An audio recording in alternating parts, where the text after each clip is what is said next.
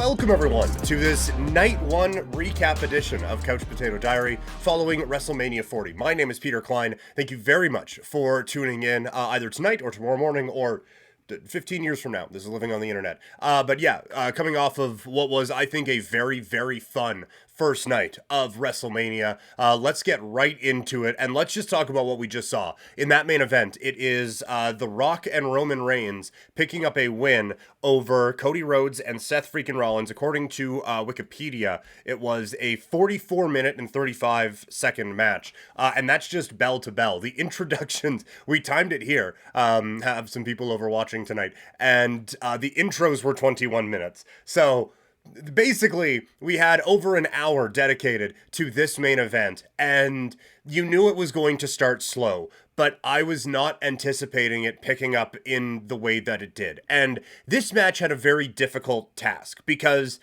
everybody knew that there was but one outcome that we were going to see tonight, and that was Roman Reigns and The Rock victorious. And so I thought that kind of hurt the crowd reaction at times, but they got into it. And I'm not going to say everyone, I can't speak for everyone, but I certainly, and I know a lot of people, bet on that double pedigree setup that looked like it was going to be the way that they were going to finish it. You just get that one near fall that people bite on, and that's what you need from this. And that is what this match accomplished. It was tremendous. Just a phenomenal performance by all parties involved. The Rock not easing into life again as an in-ring performer, and Cody Rhodes, phenomenal. Like, these guys not conserving fuel for tomorrow night. That is for damn sure. And you knew, like, there was going to be the shenanigans.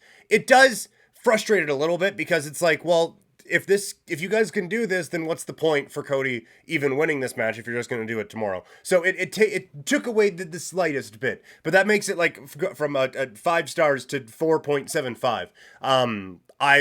I loved this. I thought it was great. It sets up some tension, or continues to set up some tension, I guess, with Rock and Roman Reigns with that spear. You get The Rock with the whipping at the end, that really solidifies things, and now you come away with the story going into night 2 of now Cody has an even bigger hill to climb after not being able to climb it 1 year ago. So I just thought, like, the whole thing, like the slow setup was what it was, but then going into the crowd and the just absolute rule breaking just builds that anticipation for Cody and Seth finally getting their comeuppance. And you get a rock bottom through a table, and then a spear through the barricade, and then, like I said, like the double pedigree spot after a spear. It all felt set up for, like, okay, maybe they're gonna actually, oh no, they're not going to do it. And then just in one swoop, the bloodline takes over and they get the win.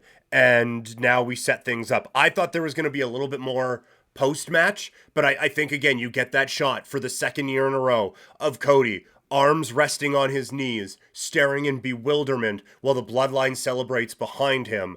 Now he has an extraordinarily difficult hill to climb going into tomorrow at WrestleMania for night 2. And it sets the story up so wonderfully. Mama Rhodes played her role tonight.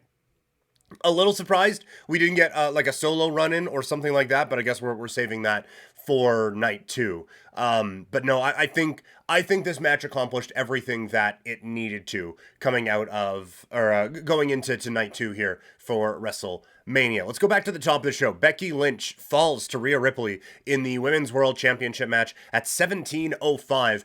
This was a good opener. They both get kind of fun entrances with the reading from Becky's book.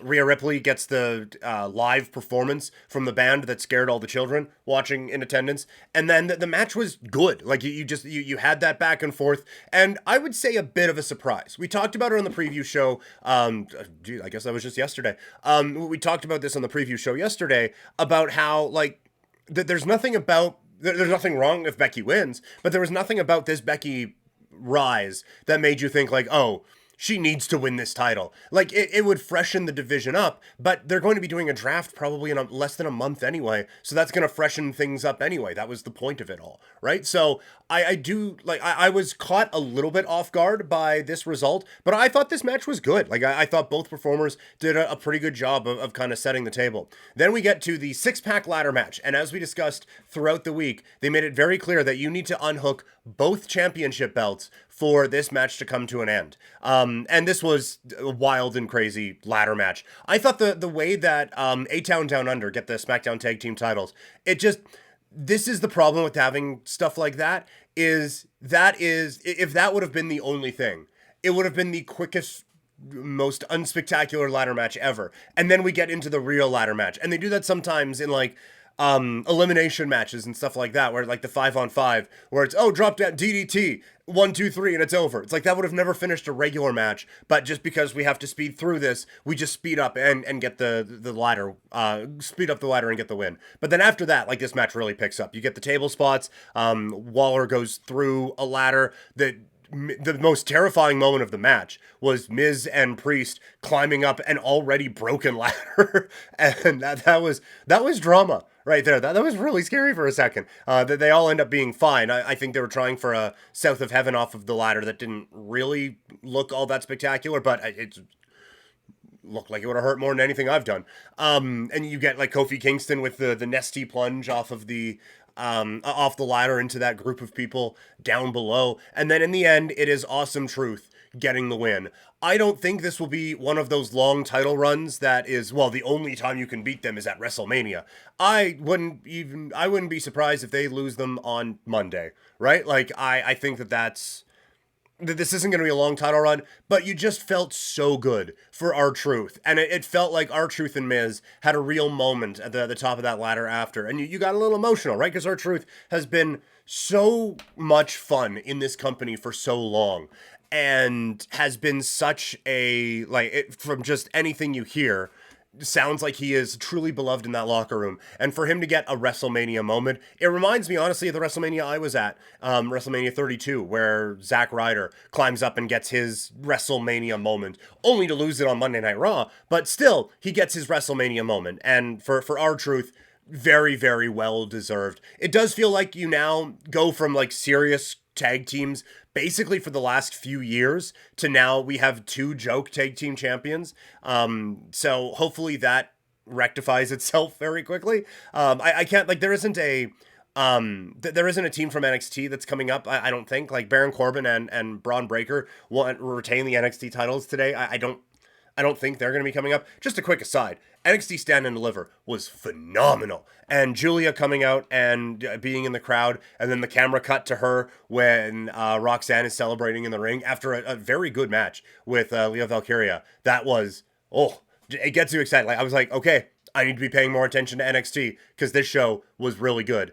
Trick Williams feels over. Both he and Carmelo Hayes feel like they are ready for main roster call-ups here as soon as Monday or Friday this week. But back to this Mania, you felt good for the tag team champs there of the Awesome Truth. Then we get into another tag match as Rey Mysterio and Andrade defeat Santos Escobar and Dirty Dom Mysterio at 11:05. Interesting that they 11:05 and 11:05 for Jimmy and Jey Uso as well. But this match was really fun. And I said before we knew that the change was happening, that this felt like it could steal the show. And I don't think it did. The last two matches I thought really delivered.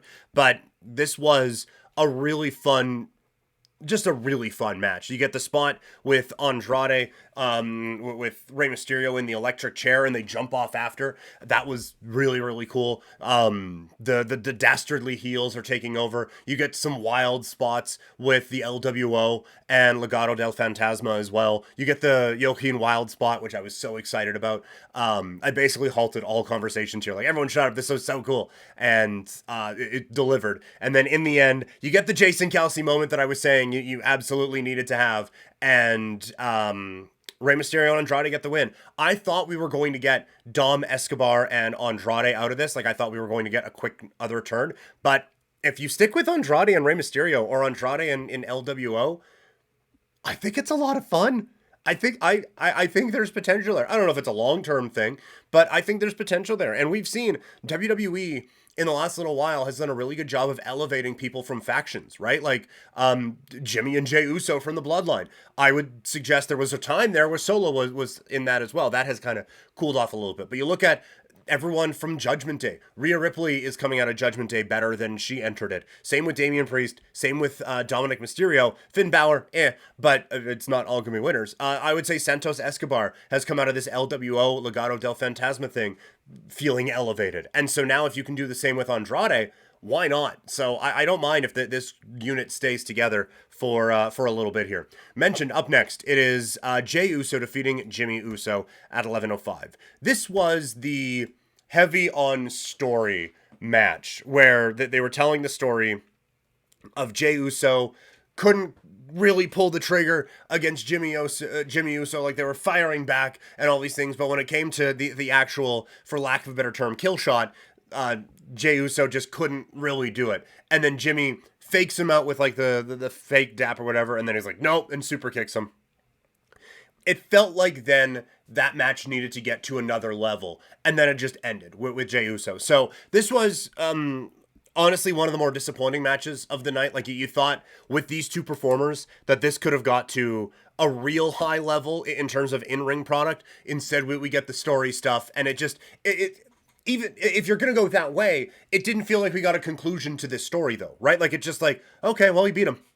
Like it didn't feel like a huge weight has been now lifted off of Jey Uso, and he can now ride off towards the Intercontinental Championship, eventually the World Heavyweight Championship. It just felt like a win for him. So if you were going to go the story route, then go the story route. But it didn't hit either of the marks for me, and so that was a little disappointing. Following that, you had the 6-woman tag with Bianca Belair, Jade Cargill, and Naomi defeating Damage Control of Dakota Kai, Asuka, and Kairi Sane. The finish comes there at 8:05. This was kind of what you expected. Like everyone kind of got a little bit in, but in the end, Jade needed to get the finish. She looked like $1,000,000. The wrestling is still a work in progress for sure, but I thought she looked fine tonight. Like she's in there with a ton of capable performers, and I think she's obviously improved some things as well. So she is a force to be reckoned with, and she came out of this feeling like a superstar. Same with Bianca, same with Naomi,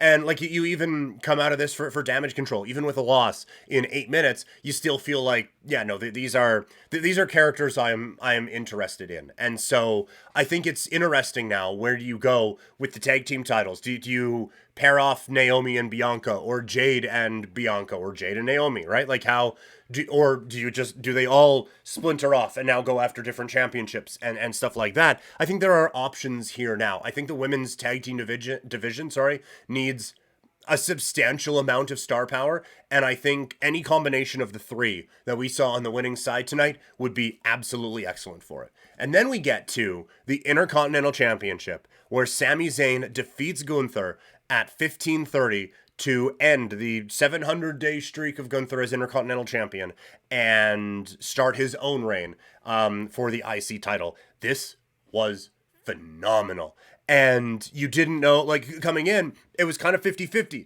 Like, nope, Sami Zayn's not going to do it here. Maybe in Montreal in a couple of weeks, Gunther's going to get it. Or on the other hand, it's like, no, this is the perfect time to end this. And I thought, we talked about it on throughout the week, that the vignettes Sami did with Chad Gable really, I thought, tied in this last year together very, very well. And you wondered if Chad Gable was going to be, like he came up and said, no, you're doing it on your own. And you worried that Chad Gable was going to come out and cost him. But the way this match went was fucking art, man. It was so good. The Gunther hitting those wicked power bombs. And then when he hits both of them, it's like, okay, this is it. 1, 2, and Sami kicks out. And then the splash, and then it's like, okay, on the second splash, he's going to move. And then he doesn't. And it's okay, maybe he's going to move here. But instead, he fires up, knocks him off of the corner with a violent-looking brainbuster, and then back-to-back haluva kicks, and he falls into the cover for the win. It was, after seeing it, it was like, okay, this is exactly what this was supposed to be. Gunther still looks like an asshole. I don't think he loses one minuscule amount of momentum coming out of this. You can immediately spin him off into the world title picture, I think. And you have Sami Zayn conquering this, looking like a damn hero. And now, for the second year in a row, you have an opportunity to build Sami Zayn up as a legitimate main eventer that his talents and his abilities would lead you to believe that he is very capable of being. So this just, it checked every box. Phenomenal performance from Sami Zayn and Gunther in this bout, and Sami Zayn's wife as well. And his kid just wanted to hear the song, so that was adorable. But overall, I would say night one, a very good show. Like a couple of lulls there in the middle. The Jimmy and Jey Uso match was a little and Bianca, Jade, and Naomi. It's not going to end up on any best of, but it was never designed to be. It did what it was supposed to. But overall, like I loved this show. I was very excited for WrestleMania all day, and then when it came time, I was not left disappointed by this night, and I thought it finished with a couple of really strong notes. So that sets us up for tomorrow. A lot of anticipation about what could come in the main event. I'm very interested by so much on this show. And we'll be doing another one of these post shows as soon as that one wraps up tomorrow evening. So, my name is Peter Klein. Thank you guys very much for tuning in. Follow me on social media, Twitter, Instagram, and TikTok. I'm at Primetime Klein. Twitch.tv/PrimetimePK. A lot of wrestling content over there. If you are listening to this in podcast form, make sure you subscribe and leave a review. If you are watching this, then A, thank you. And B, make sure that you subscribe, like the video, and leave a comment. So, we'll be back here with Night 2 reaction coming up tomorrow. Thank you guys so much, and I'll talk to all of you later.